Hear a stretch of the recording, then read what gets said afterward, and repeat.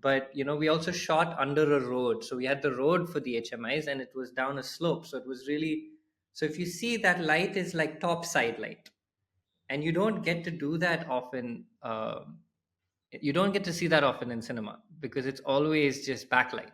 Because you can tell it's CGI. Like, and now with AI coming in, this fight of connection, like, um, because we have intelligence, AI also has intelligence. One is organic, one is artificial. Cool, everyone has intelligence, but AI doesn't have the ability to connect emotionally. If there was no sound, you know, if you can't hear for any reason, then silence, it's not silence, it's just your reality. But if there's a loud sound and then it becomes silence, that silence existed because of the sound, and vice versa. Either you're completely nuts or you're super stable, like stable to the level of being a monk. Like either you're really, really like, sorted. So it felt like you were, so it was almost like this meditative experience where you're out somewhere in the galaxy, and those stars are down on Earth. Like you feel like you're in space because that's what they look like as they shine around you. And so that became a core memory, and that core memory became this film.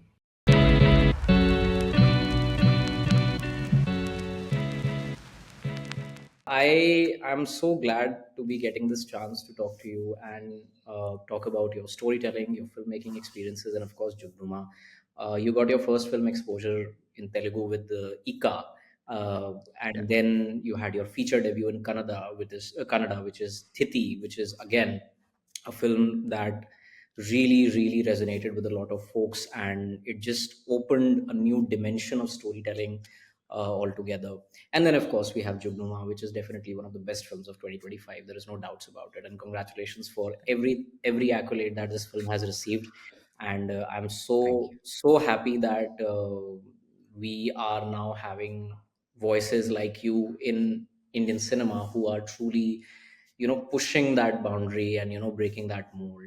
And if I look back at your work, it seems like your tryst with languages is something kind of a unique relationship that you had. But considering how important language is even for the vocabulary of filmmaking, how do you look at language? Do you see it only as a tool of communication, or something that is a fundamental part of one's identity?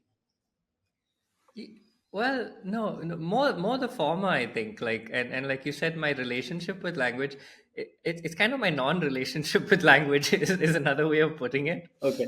because because look, I it may sound silly, but like, I believe in like, unity, universality Oh, of humanity, or whatever you want to call it, yeah, right? yeah, So yeah.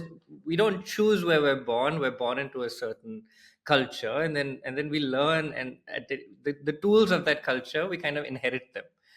Suppose, I land up being born in Bangalore. Then where Bangalore is very multilingual, which is also very useful. Maybe that's part of the reason I feel this way, because like my mother tongue is Telugu, English medium school, Bangalore, which is Kannada, and there are as many Tamil speaking and Telugu speaking people in Bangalore as Kannadigas. So, and of course, everyone speaks Hindi. So it's kind of like the melting pot of languages. So I think I grew up that way, knowing that you need languages to communicate with different people, but it was always just a means of communication. What I find interesting also, but when you put it into a cinematic world, is that the history of that language, the people, it comes into that cinematic world. It grants it authenticity immediately. And in India, it's kind of cool because we have this choice. You know, uh, like in, say, some European country or Scandinavian country, say they speak their language largely. Here we have a plethora of languages, a plethora of cultures, and so then you can actually just land up in some corner of the country with a camera and inherit that world and grow through that process. And I've also, like, I've liked making films that are personal narratively, but kind of enriching culturally. So then I like to step out of my comfort zone culturally. uh, So I think that's at least the approach. Wonderful, wonderful. And speaking of the process itself of making a film, like when it starts from an idea in your head and then it gets written, then there is the shooting stage, and then lastly it goes on the edit table. So clearly we can say that there are 4 to 5 different versions of the same story once it goes in the Yeah. in that entire cycle of being born and brought to life. Which one for you is the hardest part? Like, considering how sometimes it can be a game of compromises where one doesn't always get everything at the end, and how much of the final product is similar to your first draft, that very first idea? That's super interesting. I think the for me the biggest evolutions happen right in the ideation stage, where it's like really open ended. So because I don't start with a narrative, so like my pivoting and my way of like putting the narrative together is super super dynamic. um I think after that, like, I think the writing I think the writing is the hardest, depending on how you approach it. In the sense, I find writing dialogue hard, for example, because it's really hard to because I'm a realistic filmmaker, so it takes me a lot of time to figure out how someone would say this in such a way that you haven't made it up, right? Like how to make it feel real to various characters. I find writing narrative quite easy. So then it's a combination. So if I'm doing an outline of the script, it's much easier. Then if I have to flesh that out with all the elements, that's pretty tough because it's so imaginative, and like you have to kind of overwork your brain at that point. um, Shoot is very in the moment, so you have your prep, and you have your script becomes your bible. So once the script is laid down, then it kind of becomes your grounding, and then it's very easy to kind of fight for it, because it's there on paper. You know it, you see it. So then you kind of have to fight to get it as best you can, but it's time bound. So because it's time bound, the moment may pass, and you move on as best you can. So because it's time bound, there's a sense of surrender, and there's a sense of in the momentness about shoot. Then you have everything and you come to edit, right? That is where either you're a genius and you nailed it, or you're a fool and you completely screwed it up, and then you have to rewrite in the edit. So that depends project to project. Sometimes you get pretty close. Like my Ika edit, my first draft was superb. Like it just, I watched my rough cut back and I was like, whoa, it was a fluke in some ways, like it's just lopping things off. Like, but I had other short films that, were like, oh, okay, that didn't land. Okay, now what? You know? And then how do you restructure it? Do you make it shorter? What do you do? So there's a rewriting process that happens there, which is either vast and involved, or it's like, oh, great, okay, we can just refine it and move on. But it's such a dynamic process, like you said. There's so many steps, and I think one of the keys is to not be married at any step to an idea ever. You fight for the vision. So it's like this really fine balance between trying to get it right and then having to separate yourself as a witness and judge what you got, if that makes any sense. So there's no room for identification with a particular piece of it. And if you start identifying with it, then you become bigger than the film and it goes downhill. You have to be disidentified from the footage. And sometimes I'm able to edit my own work because I can do that. So I can do it and then disidentify and then watch it. And that's why I can iterate the way I iterate, because I iterate quite a lot. So some people may get tired after, say, a few iterations. I can go on till it feels right. So I don't know if that That that absolutely, was that makes so much sense. And like you said, you spoke about cinematography, and there is so much that I want to talk about the cinematography of Jugnuma, because clearly, like evidently, there is some really amazing strides being taken. But would you say that when you get to the shooting stage, despite having like a storyboard or a draft for your script, the shooting script, is it still very instinctual? Like, is it still very on location based? Like, okay, you arrived at a place and you thought that this is what you are going to do, but then you see the surroundings and you're like, wait, this is something, there is something else that we can do, and you do it, you do the latter and not the one that you imagine. So as a person, as a personality, I'm more the second one. I'm more reactive to the space and I figure it out. So I plan a lot and then I throw my plan, which confuses a lot of people who are working with me because they're like, oh, it's all so clear. And then on set, like, I really bother people in a way because I kind of pick the axis that I want to shoot based on my actor's mood and the look in the eye. Like, how are they feeling after breakfast? Is one energetic? Is one having acidity? Okay, then let's flip it around. And but they would have been kind of working the other axis for a while, because that's where life comes into it. It plays a really big role. But let's talk about Jugnuma. Jugnuma was done very differently. The storyboard was an absolute bible. The frames were set and drawn by an animator, so it's almost like the film was pre-animated in previs, and it was shot literally. And we had some 16 recce's or something to location, so it's not like we were in a new mountain. We were on a mountain that we had gone to multiple seasons, watching how the trees change. Like I'd been in that same spot before we took the shot 4 or 5 times. So there it was an exact translation of very, very careful world building. And like this kind of like very um cohesive dreamlike experience in the film. uh because it's impressionistic in some ways, people could tend to think that it just happened.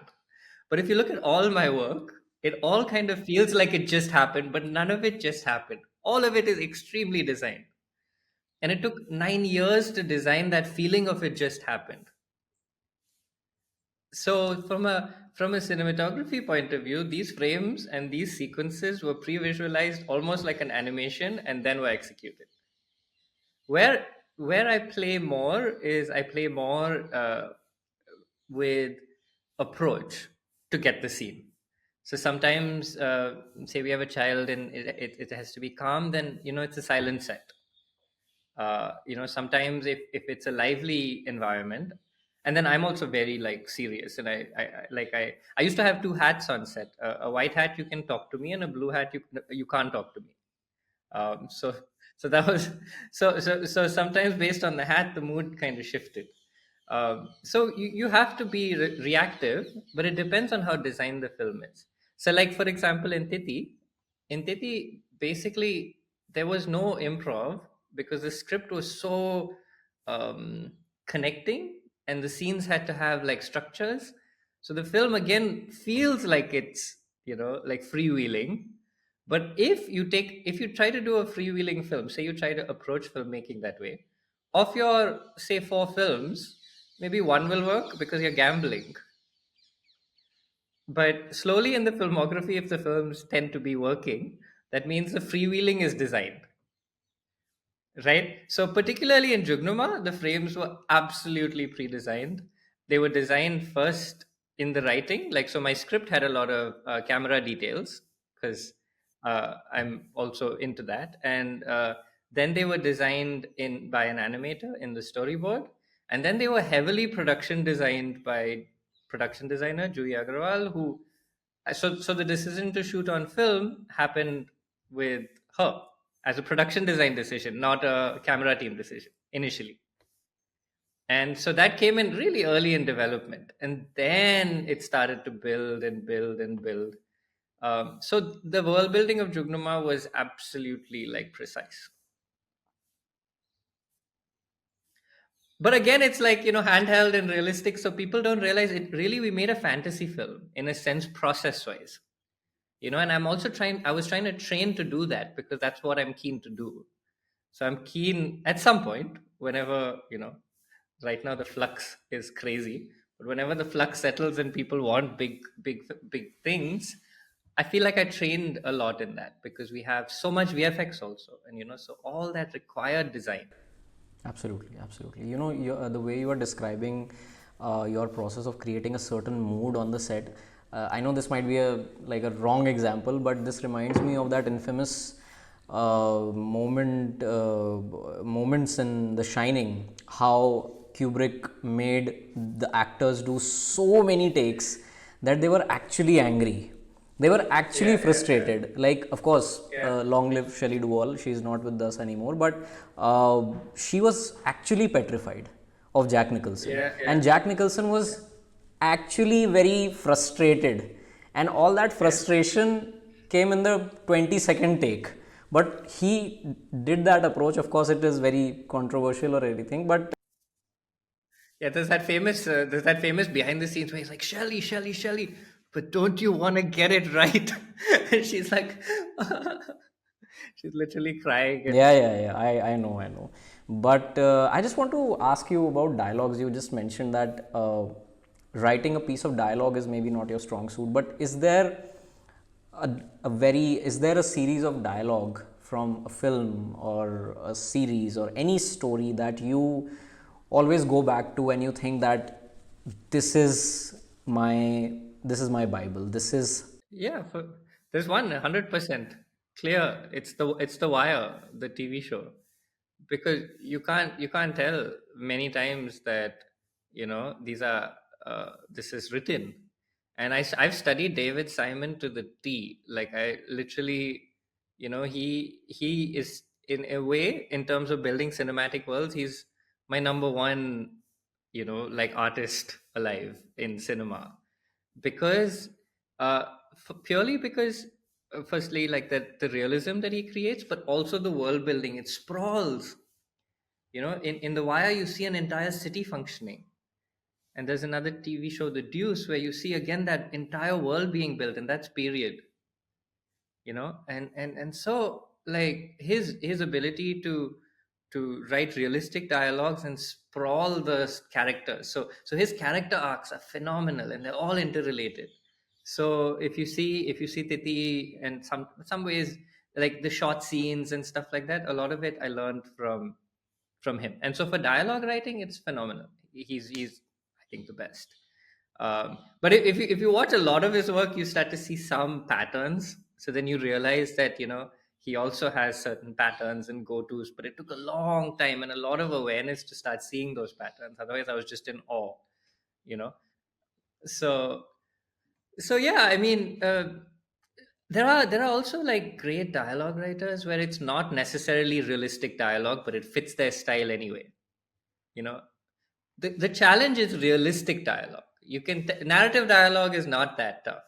But if personally, I feel like if you're trying to move the narrative along, it's a little easier. But if you're trying to really make a character seem like they're real, that's also a big burden. you know um, and in Titi Irikada wrote the dialogue, so there, he's really good at that. While I was taking care more of the structure, so that worked really well. But in Jugnuma, I wrote the dialogues, and in my previous work, I did as well. But yeah, it requires me to overheat a bit, like like turn on every faucet. I have to go into fifth gear for that, and it takes more iterations to get a line right than to get a story right. I understand, and I have to ask you that like it is one of the crowd pleasers when it comes to dialogue writing, which is the opening of the social network, the exchange that Yeah. happens. So I just wanted to like ask, what do you think about that style of dialogue writing? Uh, it's good. It's a little bit more like, it's not. It's a little bit more cinematic, because Fincher is like a cinematic surgeon almost. Like, if you see the way he pans with, like, eye lines and things like that, he's a surgeon. Firstly, I'm a little dyslexic, so, like, the 180-degree rule, which is the simplest rule in cinema, the way he plays with it within a conversation, right? Where he'll move from left to right to left to right, and then never break the rule and stuff like that. It gives me a headache in terms of processing, because I'm like, oh my god, how did he do that? Because I'm more free flowing that way, and I rely on, say, my DP and stuff, to not break those rules. But I like his style, even his writing style. But for me, that's not really, like, my go to, because it's too designed, in a sense. Where, like too much I of find it a calibration little is happening. It's not very it's a like little calculated, right? Even, like, Nolan's brilliant at that, but it's a little calculated. And then you see a film like City of God, which is not as calculated. it's a little less calculated. You have to be dynamic. You have to like try stuff. uh, but if you take like Inglorious Bastards and the first scene where that's again really good, and Tarantino is great. He does these really long scenes where he does great dialogue writing and character uh, building through really long scenes that stretch and then shift, and there's a power structure that shifts and it builds.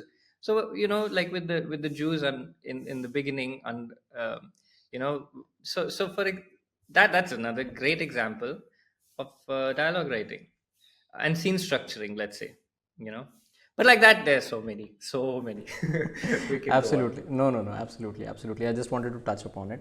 But there is also, like moving on, I would like to touch upon trying to understand the kind of space that you were in when the idea of making a film on magical realism set in the mountains really struck I got so many other ideas of like scenes with great dialogue. I'm thinking Coen Brothers. I'm thinking like No Country for Old Men with the shopkeeper. If And you are up for it, we can do a different episode altogether, all about dialogues. Because even I have yeah, like a few moments where and I would love to, just have fun talking about them. yeah. Okay, let's go back to your question. Yes, absolutely. Magic realism. Yes. So I just wanted to understand, like, how did the story really build up in your head, in your heart, and what kind of space you were in when the idea really struck you, and that too, setting a story in the mountains. And of course, I have a question related to that. I'll come to that later. But I want to understand the inception of this idea. Well, if this space I was in a very brave space because Thithi had done so well, and I think I always loved magic realism as a literary genre, and I had written my first novel. It was a magic realism novel. It's called "It's Raining in Maya," which I self-published because I was too restless to go through a publishing process. But I'm still very proud of that book. That was my real debut. So I was really into the genre, and it's such a mainstream genre in literature. You know, in literature, it's not like a niche that's interested in it. It's literally any reader will accept it, and that's because of Marquez and those books kind of breaking out. And but I feel like from an imaginative point of view, you are more open when you're reading a book because everything's forming in your mind. So if you want to shift from realism to magic, you can do it within a single sentence. So the sentence can start with realism and then shift to magic and then come back, and it just works seamlessly in the imagination space. So then the challenge of how could I take that same ability to shift spaces into cinema while keeping the imagination alive, right? Because cinema is a little more didactic because you can see it and you can hear it. But from Bresson and so many things, I learned that what's happening off screen is as important as what's happening on screen. And a way to create imagination is to decide where your frame ends and where um, what happening happens beyond it. And even though image is two-dimensional, sound is three-dimensional, and the way you reveal things, especially when you're dealing with mystery and suspense, uh, can create the imagination to grow through the process of a story as well. So that was the I wanted to see, could I do that in cinema, because I didn't see it. Like, even though there's so much magic realism in cinema in different ways, but I never saw it shift space in subtle ways. So like you'd see dream sequences happening, or things would either be this or that. And if you see brilliant films like Pan's Labyrinth, it's very clear that there's a real world and a fantasy world. And if you take Lord of the Rings, it's just fantasy. And then there are other films that have those elements in it, in a more subtle way. But I was like, how can I move back and forth across a narrative in that way? So the genre was the seed for this one. So I was keen, and mystery and suspense, rather, as the narrative hook. These were the seeds, and what better place? And there was some depth I wanted to try and unravel, using layers. So on layer one, it's a straightforward whodunit. On layer two, so I wanted to the deepest layer had some inner philosophy to it as well. So, what better place to unravel such a story than the mountains? They are remote, and specifically the Himalayas, with whatever history they've had. So this was the starting point, and then as usual, I tend to go to a place and I try to like let that place inform my narrative. So it was 2.5 3 months in the mountains just roaming around, and went to all those places because we ended up shooting across Kumaon. So because in those first trips we went to various places across Kumaon, then I was able to write those in, and each of them brought a very different quality to the film. For example, the house Abbot Mount is an old colonial bungalow. Like it's been there over 100 years, and it's on the edge of a cliff. But around that house, there are no orchards. The orchards are in another side of Kumaon, but it just looked like an orchard owner's house. And so the orchards are somewhere else, so then, and the world that Vanya enters, which is in the woods, those are Deodar woods, that's somewhere else. So you're trying to create these flavors and make them feel seamless. But if you go to Uttarakhand, that's not how Uttarakhand looks like. That's a very designed you know what I mean? So we had a map that we created really early on, and then we had to design a flow in that map. So, for example, we have Manoj leave his house in Abbot Mount. Then we cut to him like on the other side of Kumaon, even though it's just out of his house. So it's designed in such a way that there's a house, there's pine forest surrounding it with orchards in these wings, and so the mountains informed that. And once I have everything, then it's like a cloud ready to burst. Then I'm ready to write. You know, so this is my process. It started from genre, then it went to narrative treatment, then it went to location exploration, then it goes into characters, and then once my characters have been fleshed out, it goes into screenplay. So my first phase is pre-writing is as important as writing and shooting and editing. Right, right, absolutely. I truly, like, after watching the film, I just had this thought that this film is this film could not have happened without the mountains. Like, I think the mountains, the location, the scenery, really, like you just mentioned, world building, and not just world building, that feeling of the story, how the mountains are Right. really defining how you feel at different moments of the story. And like, I mean, if this was based in Goa near a beach, it would have changed, completely changed Yeah, the way you perceive it. totally. Like, because I'm sure the other elements would have also changed. You might have had a different background score, you might have had a different sound design for that. But considering it was based in the mountains, so I feel the location of this film really defined the story itself. And speaking of locations and how you captured the story, I would love to understand, like you said, that the decision of 16 millimeter came with the help of the production designer.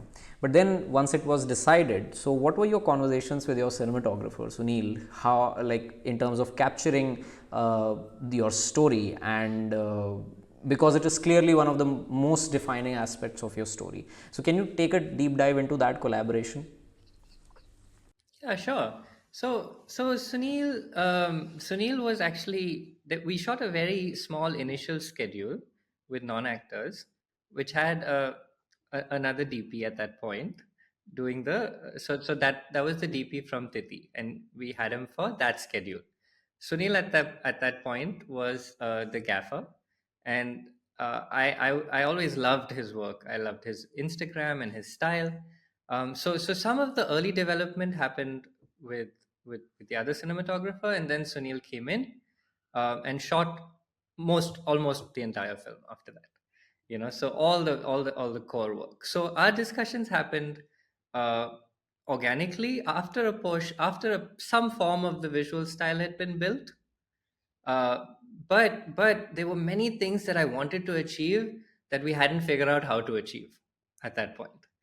So for example, I was really keen to underexpose film, successfully, and shoot heavily in magic hour and really push the feeling of darkness, So if you roam around the mountains at night, you don't see much, and you hear it, but you don't see it. Regardless of our human eyes and our iris, regardless of how wide it goes, are quite poor at night compared to say other animals and stuff. And we experience night with a sense of wonder. We experience dusk with a sense of transition into a loss of sensation. So how could we sort of underexpose in a way that felt natural to the world was one of the biggest challenges. Hmm. So I was going so to ask you so this because shooting on 16 film and exposure, I was like, how did you guys manage that? And you're just touching upon it. Please continue. Yeah. right. So this was something that was one of the key things for me and Sunil to figure out. It was how can we treat, so like 16 if you look at it in other films and you look at it in Jugnuma, it's a much more there's much more resolution. It's a much more large scale studio 16 let's say, than say a 16 short film in terms of how it looks and how it's projected. So we had to backward integrate, saying that this is world building 16 this is not like indie 16 so, and we wanted to underexpose. So the core so we went through many tests, and the core finding in those tests was that the slower stocks, which are less popular and usually are used with a massive amount of light. So 50D is usually used in bright sunlight. And it's not a popular stock. The popular stock is 250D, D meaning daylight. And the popular stock for nighttime is 500D, which is just like ISO, right? But the less popular stock is 200D because it needs a lot of light. And typically, the way film is used is you overexpose it, get all your detail, and then in the grade you bring the darkness down. So you're shooting for detail. Now, these usual stocks, they need that treatment. But I think what we discovered, which became the core of Jugnuma's visual aesthetic, is the slower stocks, they underexpose much more gracefully than the popular stocks. So if you take 50D, no one shoots 50D in magic hour. But what we realized is 50D in magic hour, if you're not wanting to grade it up, if you want it to look the way it looks like to the eye, it underexposes by 3 to 5 stops beautifully.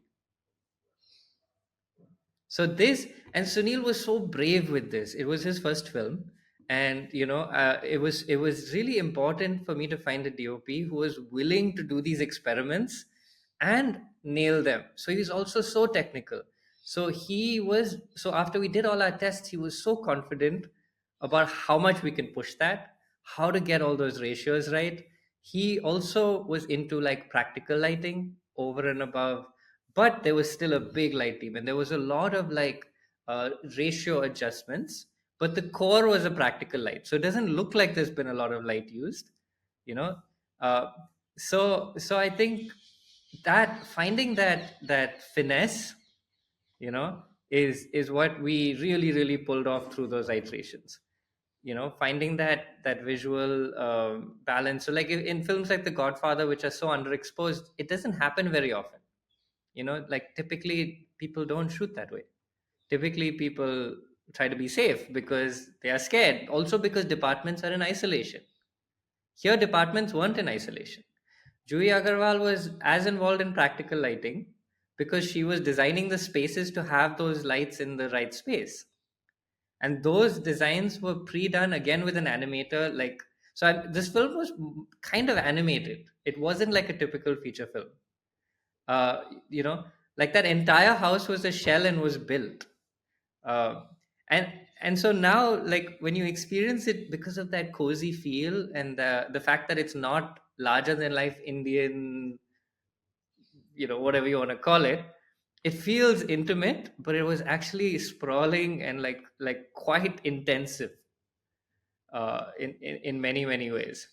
So also the other phenomenal thing, Sunil was really amazing at operating without using so he operated the entire film on his shoulder with like heavy Cook lenses, you know, and he's an ex-shooter, so his way of like his handheld is so precise, and it's not easy in a 16 camera to do that, because you're shooting semi blind, because I've shot with it too, and like because it's going tick tick tick tick tick tick tick, so you're seeing but you're not seeing the same precision, which is why going handheld is dangerous, but this is still quite precise, you know. So so but really it was a visual trinity of me, Sunil, and Juhi, who was on the monitor with me throughout, that created the look, like the final look. Because production design and Sachin Lavleka was the costume designer who created like also a really good visual base with his work, and then Juhi, as part of production design, was also heavily involved in costumes. So it kind of unified into this one thing, uh, because of like this. And so if you ask me, the visual team, what you see on screen is about 6 or 7 people, you know coexisting and working together based off a very clear script and storyboard. So after shooting, Himanshu Kamble, the colorist, he did extensive work on the image. In fact, he relit some of it in post, and it was a long DI which was really like nursing and loving that image. So where we came in with the footage to Himanshu and what you see on screen was a huge transformation. And and VFX, which is the last, and most of the magic that you see on screen is not from location, it's from VFX. Every flower that you see on screen is VFX. So the flowers weren't real in Uttarakhand. We didn't have real flowers to shoot. So if it feels real, it's because we did extremely intensive 16 VFX.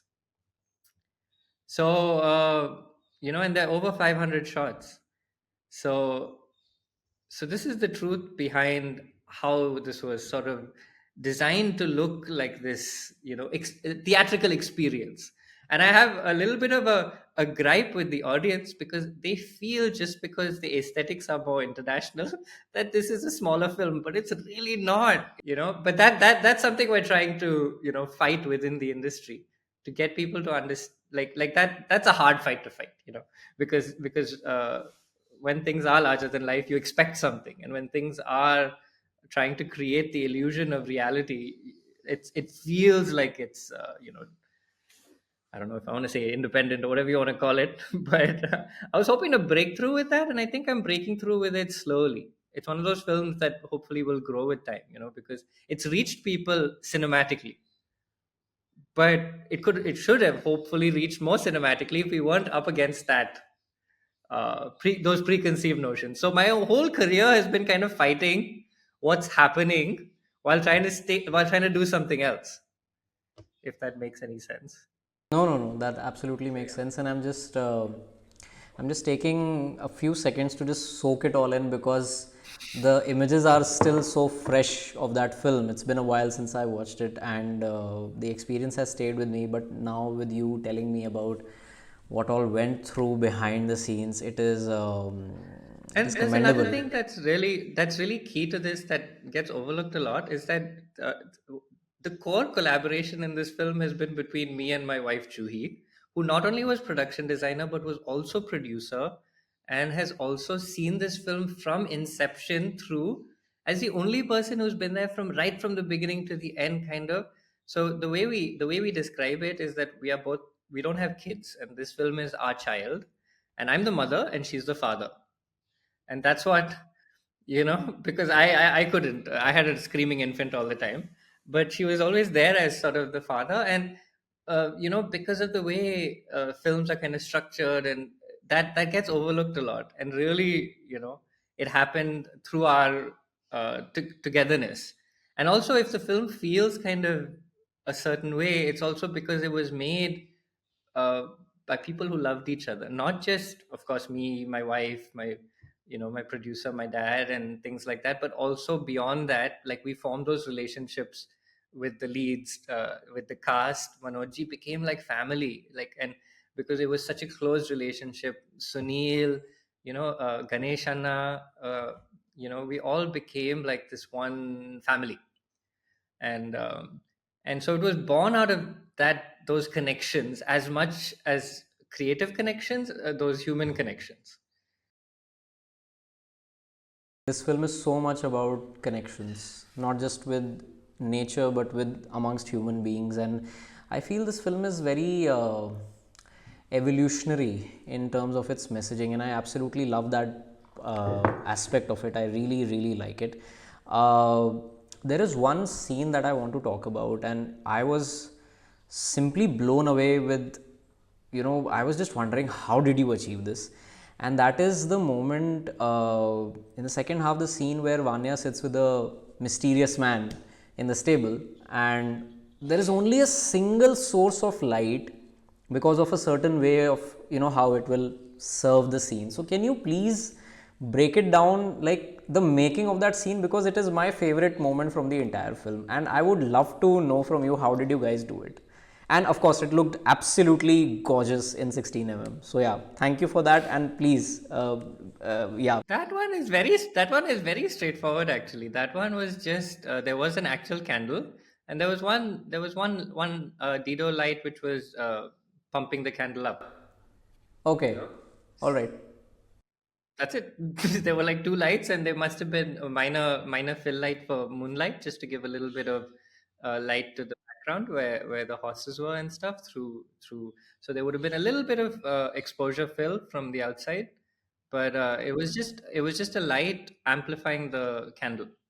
Wow. Okay, and but how did So you guys? actually, How did you that guys was know? one of the. Ha ha ha! Please, please, please, please tell me. No, I'm just saying that one was really simple. There were many like really complex setups. Oh, Uh, okay. you know, like for example, more interesting might be it wasn't as powerful a sequence, but more interesting is before that, when she's walking through the woods, right? So something that really bothers me in films is how moonlight is usually just these massive HMIs over a ridge creating a silhouette, but the moon is up in the sky.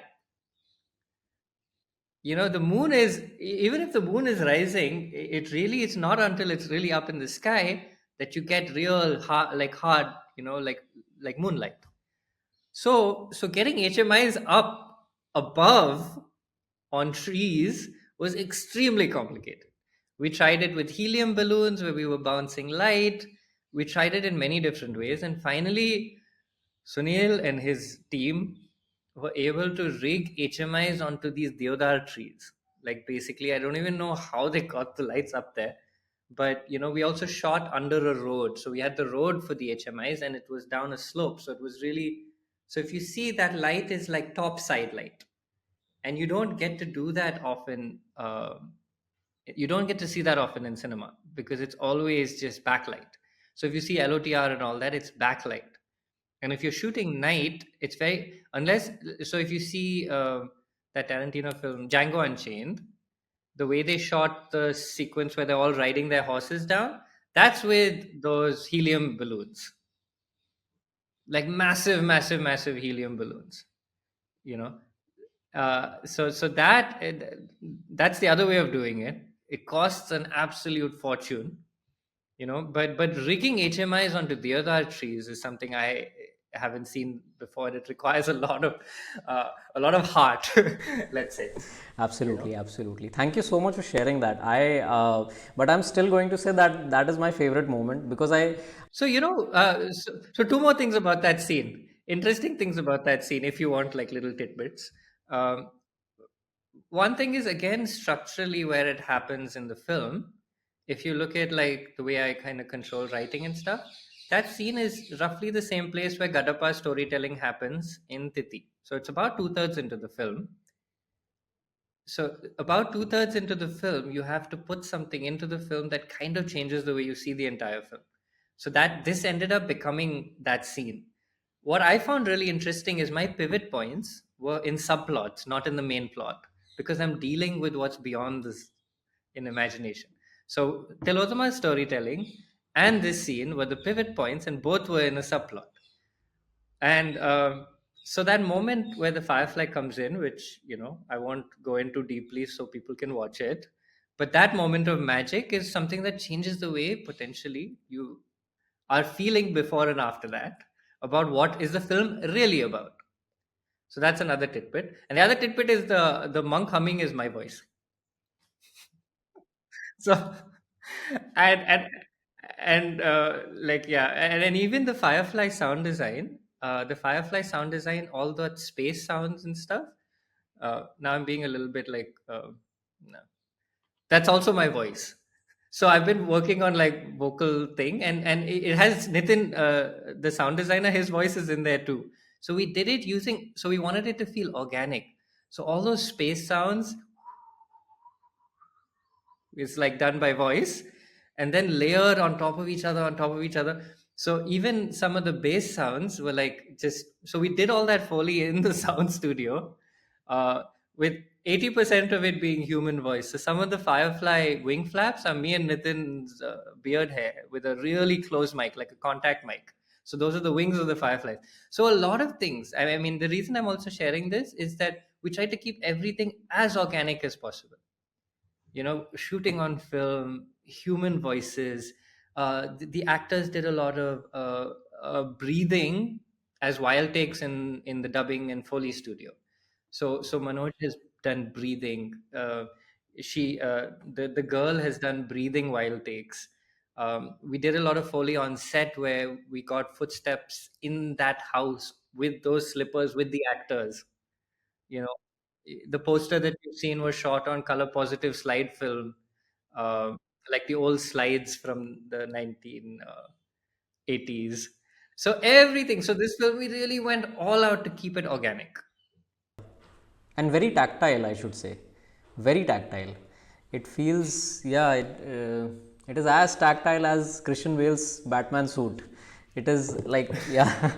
No, seriously, that was and I say this in a very like as a compliment.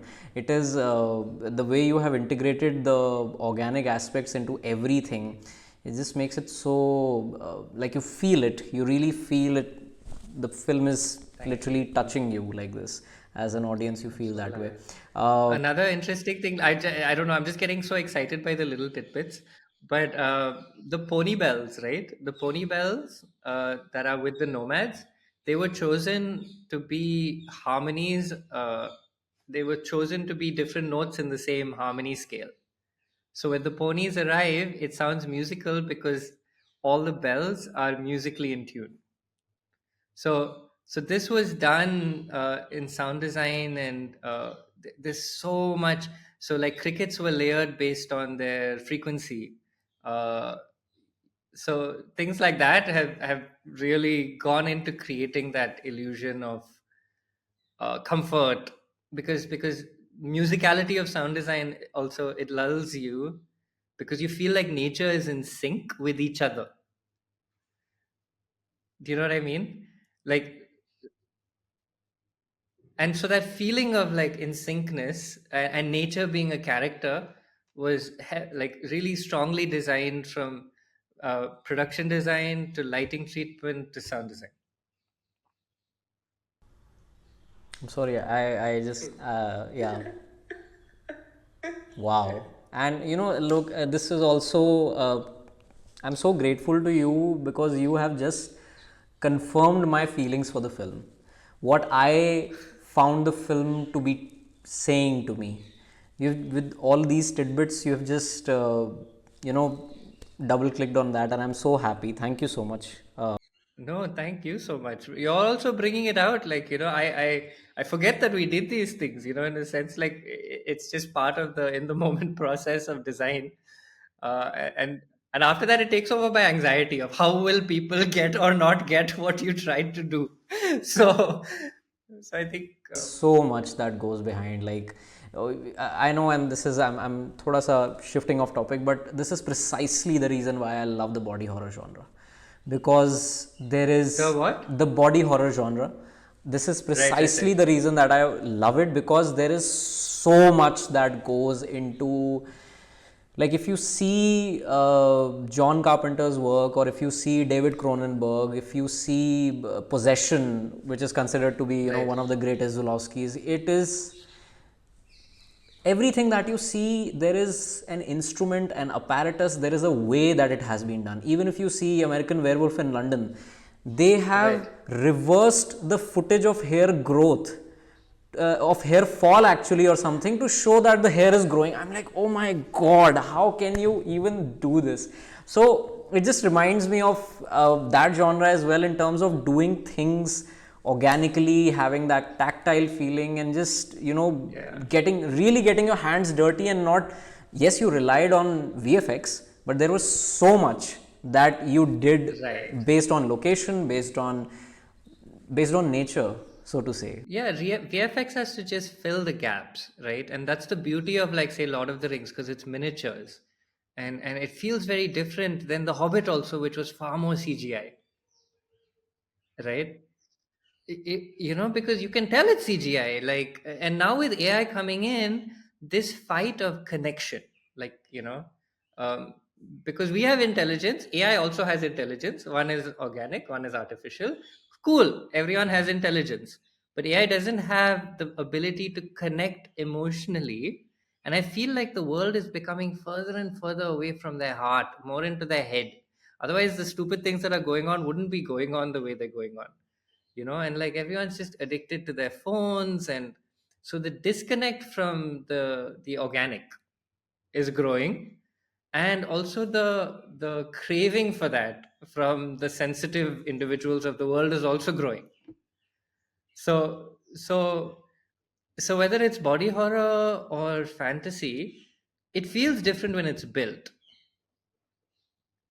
So the artificial should fill the gaps of the organic. No problem. I'm not also a closed-minded person that way. Like, everything is a tool, everything helps, and everything runs on economics. That also I understand. But but it needs to fill the gaps, right? So something should always be born emotionally and then be enhanced artificially. Does that make sense? Absolutely. Yeah, absolutely. If you build everything, the film will look pretty bad. Like, some of the Star Wars characters who are in costume look pretty bad, if you ask me. There they could have used some better post maybe, but especially now, if you watch the new Star Wars stuff and they're still building. Guilty as charged. I haven't seen even a single Star Wars film, so I'm so Okay, sorry. okay. But Well, most of them are like real prosthetics, but they look like some sort of rubber stuff. So that also has its boundary, but as an overall approach, absolutely, it makes so much sense. And again, speaking of Lord of the Rings, which, by the way, just to share something with you, that it was the very first time in my life that I cried after watching a film, and that was Lord of the Rings, because I've never had that kind of Sam and Frodo friendships in my life. So when you crave something like that, and when you see something being depicted in such a gargantuan way, and yet it is connecting right. with you, like, to your nerves, so you just, I could not believe that I'm having teary eyes. But it just reminds me of that very famous example. It has become famous now because it has become a reel and everyone just repurposes it, that Peter Jackson actually went to a stadium in New Zealand during a match, and he asked all the 23,000 people to actually thump their feet so that he can get the sound, and he used that in the army in, I think, part 2. In And he two actually, towers now at, two at towers, yes, Helm's Deep. exactly, the urukai, the sound, the voice of the urukai. And he actually got those words, that language, being shown on the display, and 23,000 people are humming that. I And mean, that's one of the most powerful sequences in all three of the films. Like, it is and so I really believe in this. And like, so the collective consciousness of 23,000 people is so much. So, because like in the Dark Knight Rises, I think they did crowdsourcing of the dubs. So online, they got thousands and thousands of people to send it in online, and then they superimposed it. It didn't feel one iota as emotional to me as Helm's Deep, because there they were all together, and I believe that whatever, like if some energy is like created in the moment of recording it, that energy is forever encapsulated in that work of art. So that those 23,000 people being together is forever in that Helm's Deep sequence, and it just feels different. absolutely, and it stays with you. Most importantly, it really, really stays with you because of the amount of work that has been put up. Yeah, and speaking of like cinematography itself, and there is another shooting style which is very prominent in Jugnuma, which is the single take. And you did this one interaction with, I think, Bhardwaj sir, where you beautifully mentioned single take as how it gives you geographical mobility. I was like, okay, let me just take a second. Geographical mobility. Yeah, this makes so much sense. So thank you for that. I'm going to forever carry this with me, that this offers geographical mobility. But I will also say that there is a lot of stillness in Jugnuma. Yes, there are moments when the single takes happen, of course, in the opening itself. But then the film is very still. It is not Yes. rushing. There is no matlab, and yes, there is quite literally a whodunit happening. There is also the commentary on forest fires. There is also so much about what Mother Nature is saying, and like the emotions, the pacing of the emotions is faster than the pacing of the shots. And despite the fast paced emotions, the film feels very still. So if you can just, elaborate on achieving such a perfect balance between that stillness and the geographical mobility. So yeah. Yeah. So okay. So geographical mobility, I like it to set the world up. It's the alternative to the wide shot, and it's been done forever in cinema, where there's a restaurant, and instead of doing the wide shot, they'll start with the waiter and then go to the table. Even David Simon, one of my goats, he does that all the time. Yeah, and people And swear it works 'cause- people swear by that shot of Goodfellas, where he enters, yeah. and yeah. It happens in so many films, and it works because you get to set up the whole restaurant and the vibe of the restaurant without doing a wide shot. As soon as you do, so I only like to go to a wide shot more once something is established. And I like to use wide shots in such a way, usually personally, where you're kind of repeating something and something is changing in that wide shot. So I didn't end up doing it much in Jugnuma, but that's the way I like to use wide shots. I only return because it's setting something up and then change happens. So say you have the same house in one season in summer, and then you're going to show the same house again in winter. I find that powerful because there's mobility of time while you're using the same shot. So these contrasts to show change is really key to, I think, cinema as a craft and what I study in my craft.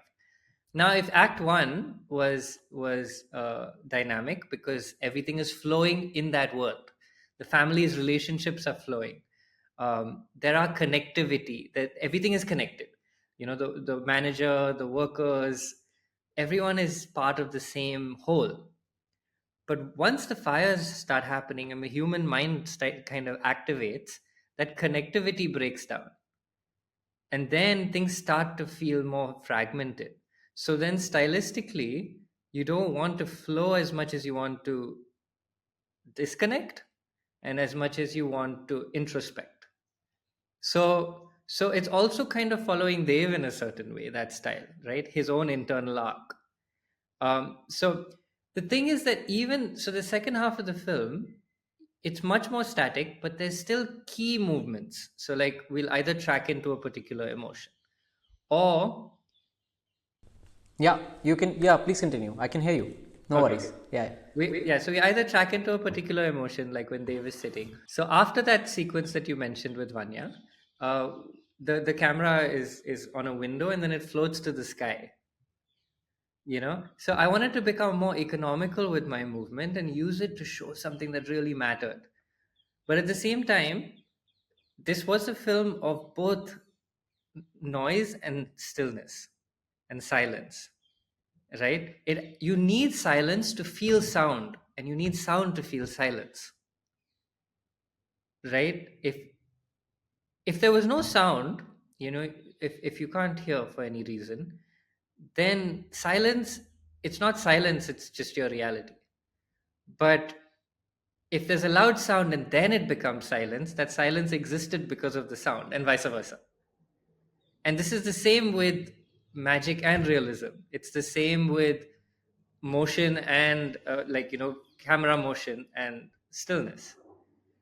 And I feel like you need those contrasts to exist within the same space for both of them to be heightened, you know. And this is also a little vague and not really related, but one of the reasons my films take quite long to make, at least till now, now I feel like I want to do something really quick, but the reason is because I don't want my films to be about one aspect of life, which is typically, people take a theme and then they make a film about it. I wanted my films to be about all of life, and that's a really hard thing to embark on. But that's why in Thithi there are four generations with different wants, and through their different wants, you kind of move into like different aspects of the human psychology and condition. And same thing here, you know. um, there's the father's journey, then there's the daughter's journey, which is a very simple journey, and then there are all these different stratas of society that are also interlinked, and blah blah blah blah. So I'm saying that you need, if you're trying to make a film about all of life, or a representation of life, then you need the opposites to coexist.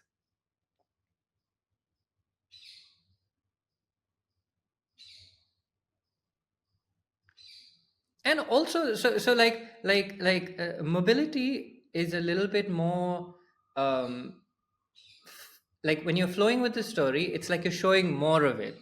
But when the suspense and mystery also is rising or amplifying, you want to show a little less of it to create more imagination. So, if he's in the outhouse in the second half, we're on his back, but in the beginning, he and his daughter were interacting with that world, you know. So we don't, and also he's becoming more reticent, he's becoming more internal, and we don't get access to that space because it's his. So yes, we were talking about location, and we were talking about how location plays such a pivotal role, and you just told me everything about that went behind the scenes to make this film feel so organic and so tactile. I just had a question, like, where did you stay in Kumaon? How was your stay in for those 2.5 months? Your observations, your experiences that helped to shape up your script and your idea and move you towards a particular creative direction. How was it for you?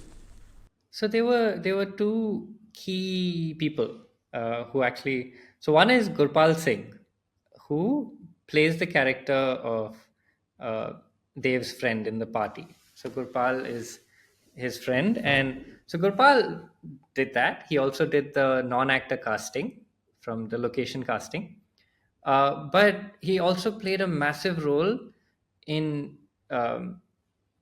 By location casting, I mean the casting that happened on location with the villagers and stuff like that. But he introduced me to that entire world and showed me all the locations that are in the film. So it was Gurpal who took me to Abbot Mount, it was Gurpal who took me to Jageshwar. And the place where this all was born actually was a place called Sonapani earlier, where they had this Sonapani Film Festival. It's no longer Sonapani, now it's Chandi Mati, but it's run by Ashish Arora and his wife Deepa. And their family were the people who really kind of nurtured this project in its early stages. Like most of my notes about the post-colonial structures, many of that came from Ashish in a lot of conversations, and Deepa. And they again, like, kind of, they took care of us as family, sort of. So all that time, most of that time was spent in that place with them, in their guest house, and that's where things started to flow and build. So, for example, all the villagers who are in the film are from a village very close to that place in Satoli, which is like walking distance. And I feel like to pull off a film like this, you need a strong relationship with the local environment. So you can go in as a film crew and build that relationship. That also works, I've learned through this project. But it's different when it's a pre-existing relationship and it's one of comfort and trust. Then you are an outsider who is welcomed by the insiders, not just as someone who is making a film, which people love and get excited about, but as someone who's come to share their world with them. You know, so it was these key relationships that helped me kind of spread out and see that world not as a complete outsider, but as someone who was building a film. So I would go to each location with a clear intention. Even though I didn't have a clear narrative, I knew I wanted a colonial bungalow, for example. I knew I wanted like the woods, I knew I wanted the orchards in bloom. So that came out from their guidance. Got it. Got it. Understood. We are approaching the end of this conversation. I just wanted to understand that how do you, who according to you is a great filmmaker? Like, how do you define someone as a great filmmaker, and who, do you have like a Mount Rushmore of filmmakers who you always look? Yeah, I do, and I like to rattle it off like with great pride.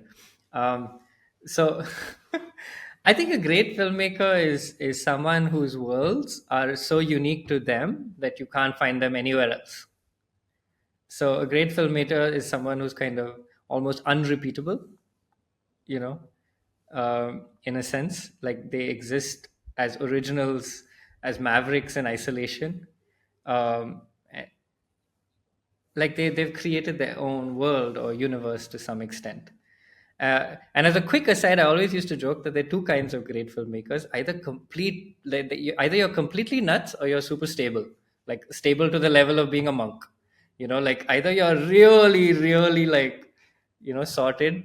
um, for a while, I thought I was the first, but now I'm wondering if I'm the second, and I have no clue. Firstly, I don't even know if I'm good or not. But like, I thought I was stable, but as I keep doing it, I start to feel like I'm more nuts. But no, that's an aside. That's when I was studying filmmaking that I had this idea that either you have to be totally stable or completely nuts. So depending on which one you're closer to, if you're an aspiring filmmaker, move in that direction. Either go become like a Zen monk or go nuts. When you're doing your films. But I'll tell you my favorite filmmakers. I think I've kind of like thought about this. So number 5 for me is Miyazaki, and just because of everything, it's not hard to explain why, but just the legacy of it and films like Princess Mononoke and stuff for world building. Again, it was that large scale world building via anime, but still personal connections, and you feel for characters and you connect with it. So that balance I found really, like, I was always in awe. Number 4 for me was Francis Ford Coppola. Okay, and I had the honor of spending some time with him in Marrakesh, and he saw Thithi. He saw Thithi, and he endorsed it, and it's one of the greatest moments in my career. Look at the spirit of Francis Ford Coppola. So from cinema point of view, his first films are just masterpieces, and I revisit them all the time. And he was so brave against the studio system, and he did things his own way, and it was all very organic, and he felt family and relationship was the way to go with many of those things. But of course, the Godfather film, but also The Conversation and many of his other early films are really, really like you feel them. So yeah, there's no need to explain Francis Ford Coppola, but I just had one question. Your thoughts on Megalopolis? I don't know. I didn't get it really, but having said that, like the spirit of Francis Ford Coppola, regardless of like what you think about his later work, his spirit is paramount. No pun intended. Yeah, no pun intended. Like you said, the spirit is paramount. Paramount, yeah, no pun intended. But I still take so much from even the way he is now today, just the way he looked at things, and some of the things he told me when I had we had like there was dinner with a bunch of filmmakers and him, and that spirit, it's one of a kind, like really. So he's there for me, up there. Then it's Lee Chang Dong, because of the peak of magic realism that he's been, like the way he controls his films. He works in like they're smaller films than the two I've mentioned, but they don't feel that way. Like Burning was a phenomenal film in terms of mood creation, and the sequences there that I can never forget. And at one point when my faith in cinema was wavering, Burning just brought me back into my like filmmaker body. Like it just took. And his other films too, Oasis is really, really beautiful, and he shoots on 16, and he handholds, and a lot of stylistic things that I like. And the way I approach film, he's the master of those things. So I learned, there's so much to learn there. I don't rewatch him often though. He's like a one-time watch, and I'll never forget it. I rewatch Coppola a lot, but for him, I've seen it. Like I've rewatched Burning, but they linger forever. So I love his work. Also, he takes a long time, and he came to cinema later. He was first, I think he was a professor and certain other things. But so Lee Chang-dong, number two for me, who has been like my cinematic holy grail, is Amir Kusturica. Uh, I've been saying Emir Kusturica for many years, but I realized it's pronounced Kusturica. I got to meet him as well after Thithi, because he was the head of the jury in Shanghai where Thithi won, and that I have a selfie with him that's really blurry. But again, like a dream come true. So again, he's crazy, and his films are big for what they are, and they're full of energy. So his film When Father Was Away on Business, and they're also music heavy, and they're also kind of playful in a certain way, and they're magic realism. So world building, cinematic mastery, brilliant use of camera to reveal things, and cultural rootedness. All those things while being utterly cinematic. So that balance I found in world cinema to be really rare at the scale that he did. And it's something that became like a guiding light for what I want to try to achieve. Even for Thithi and stuff, it really helped me. But he uses music extensively. I was like, no, I'll go realism. But I learned so much. If you watch When Father Was Away on Business, some sequences are probably the best cinematic sequences I've seen in any film. And then Black Cat, White Cat is slapstick comedy and great fun. And then he has Time of the Gypsies and Underground, which are sprawling films. So Emir Kusturica, and I already told you my number one earlier in the call, which is not a filmmaker, meaning he's not a director, a feature filmmaker, or a classic filmmaker. He's a filmmaker whose shows are not even watched when they air. And he's a filmmaker whose legacy comes more like later when people find it on platforms or wherever they find his work. And that's David Simon. Right? And I told you why already earlier in the call, because but the pure reason why he's my number one, I don't even know how he does it. But all these people who I've mentioned, I feel like, well, Miyazaki has a huge body of work, but like where at least the cinema that I've seen of theirs, they have roughly maybe 6 to 8 hours, or of great cinema to their careers. I'm talking about like their best films where they peaked. Maybe something like that, between 5 to 8 hours of phenomenal cinema. David Simon has about 100 hours. And how did he do that? Now, he's not directing it. He's the showrunner. He's the writer. He's the executive producer. He's working with other directors. But it all feels like it's him. And I don't know how he created that. Like there's at least 60 hours of mastery in David Simon's work. And that's why he's my number one. Not because he's better than the others, but because he's done it for that long. The extended mastery that's maintained, how did he do it? So yeah, that is my long and detailed explanation of some of my cinematic influences. No, absolutely. And as you were telling me about how having different layers of story and still achieving that cinematic aspect, again, Jugnuma came to mind, and yeah, it makes so much more sense in terms of how that film was achieved. My very last question is that, along with all the other, along with so much more, there is so much more so much happening in the film, but there is one aspect of the film again which is very prominent, and that is memories. So I would just like to end the conversation by just asking you, what are some of your most fondest memories with your folks that you would love to share? Oh, that's so sweet. Well, some of the like two core memories that gave birth to the film. One was, and they both happened when I was quite young. So when I was 7 or 8 years old, and we were in the woods, and we basically drove into the woods in the middle of the night, which is quite a brave thing to do, and turned off the lights, and we were caught in a cloud of fireflies that we actually didn't see when the lights were on. And it was literally, and I was a child, and it was pitch dark, and there were fireflies everywhere.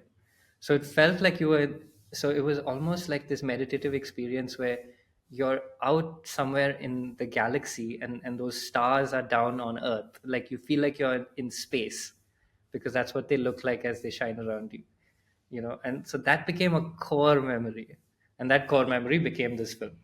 So that was one. And another one, which I've mentioned once in another interview, was that when I was 7 or something, again around the same age, again a core memory. It was a quiet afternoon, and this cousin, like a slightly distant cousin of mine, who I didn't know, I really didn't know, he was much older, much older. He called me to him, and he said, "Ram, let me tell you a secret." And he said, he whispered into my ear, and it sounds really lame, but he whispered into my ear, "When you're 12 years old, you'll grow wings." And and I was always a bit of a poetic child. I wasn't the smartest child. I was a bit of a dreamy child. So I was like, oh my god, I'm gonna grow wings. And I ended up believing it for a really long period of time. And every birthday I would be like, oh shit, I'm 1 year closer, I'm 1 year closer. Until until I got wiser. but but those dreams that you carry in your heart, and then a lot of this turned into poetry through my teenage years, and that poetry turned into Jugnuma in a way. Um, so these are like the core memories. But I think from the point of view, I have a very bad memory, but one thing I feel is like being loved throughout and unconditionally. And I think there's no replacement for just feeling loved and to feel that way safe. And so we were always like that. It was like a combination of being protected and being just cared for, you know and so, like, and it took time to get out of that protectiveness, but that love always continued. And I've been really lucky that way with family, with my partner. So my memories aren't of events, they're of feelings. And I feel really, really fortunate uh, for those souls that I'm journeying with. Yeah. I resonate a lot with this because I am an only child, and I've received, like you said, you put it up so beautifully, how they are not memories, they are a recollection of feelings. So when it comes to feeling loved, when it comes to feeling protected, when it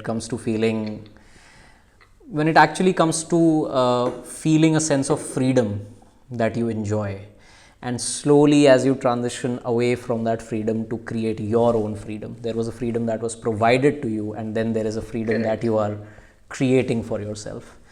And I think that is how you journey in, and then of course you keep passing on that freedom from generation to generations. Like, it again becomes a cycle that you create a freedom for yourself, then you pass it on to the next Perfect. generation, and then that generation has to create a freedom for themselves, and then again the process repeats and then Yeah. repeats. Because life isn't easy, and the world is not easy. Life is tough, right? So that love and safety, if you can be grateful for it and hold it in your heart, even as things are difficult and things are like, endlessly challenging, and then you can pass that on. That core becomes things that lead to flowering, right? uh, and those flowerings can turn into films, they can turn into relationships and conversations. And and they also help protect sensitivity. And I really believe that this world needs to protect sensitivity. Sensitive people are usually they don't know what to do with the world because they're too sensitive for the world. So sensitive people need their, you know, uh, they need that care from everyone around them, and that sensitivity should be protected, not, destroyed or condemned. And I think my sensitivity was protected, and now every day in the real world I'm fighting to keep that, intact, you know and that's it's important to perpetuate love through work and through connection, to help keep that sensitivity intact. So when you go out and there's a lot of, challenge and struggle, there's enough love to like recharge the batteries, let's say. And then and like you said, that's the freedom that you pass on. It's freedom, it's an internal freedom, that you're trying to keep it intact. So I don't know, it got a bit philosophical, but that's what that is actually the intention of the work I do, to some extent. uh, I can't get myself to spend all that time and effort on something that doesn't attempt that in some way. It's just too much. It's too much energy and too much work. So you got to put something out like that's honest and like from the heart. You know what I mean? So I'm just lucky. I'm just fortunate that I get to do it. I really am. And I'm super grateful. I'm super grateful for you, for this conversation. You took me not only to things of the film that really mean a lot to me, but also uh, my heart feels very open through this conversation. Thank you, thank you. And And I'm grateful to you, and I feel fortunate because you touched upon so many things which not just confirmed my affinity to the film, but also how I am as a person, and how I have evolved as a person in so many different ways. And I'm extremely grateful for this conversation, Ram. Thank you so much, and really look forward to everything that you do next. And as I say this to everyone, that I hope you get to do what you want to do.